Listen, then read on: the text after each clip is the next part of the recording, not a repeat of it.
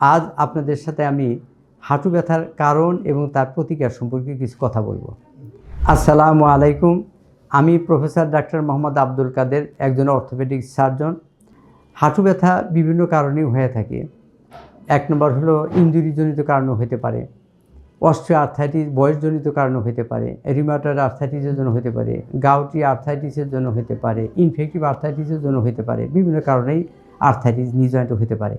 যখনই আর্থ্রাইটিস হবে নি জয়েন্টে, তখন রুগীরা ব্যথা অনুভব করবে, হাঁটতে পারবে না, খোঁড়ায় খোঁড়ায় হাঁটবে, নিচে বসতে পারবে না। এবং এই জন্য ডাক্তারের কাছে শরণাপন্ন হলে আমরা এই ধরনের আর্থ্রাইটিস নি জয়েন্টের জন্য প্রাথমিকভাবে আমরা মেডিসিনের চিকিৎসা বা কনজারভেটিভ চিকিৎসা শুরু করব। এবং কনজারভেটিভ চিকিৎসা যখন শেষ হয়, সেকেন্ড ধাপে আমরা কনজারভেটিভ চিকিৎসা, ফিজিওথেরাপি এবং স্টেরয়েড ইনজেকশন লোকালি দিয়ে থাকি।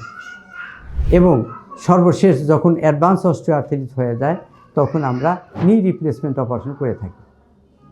আপনাদের এই আর্থ্রাইটিস জনিত কোনো রোগ হলে নিকটতম অভিজ্ঞ অর্থোপেডিক সার্জন অথবা আর্থ্রোপ্লাস্টিক সার্জন অথবা আর্থ্রোস্কোপিক সার্জনের সাথে যোগাযোগ করবেন, অথবা আমার সাথেও আপনারা এই বিষয়ে যোগাযোগ করতে পারেন।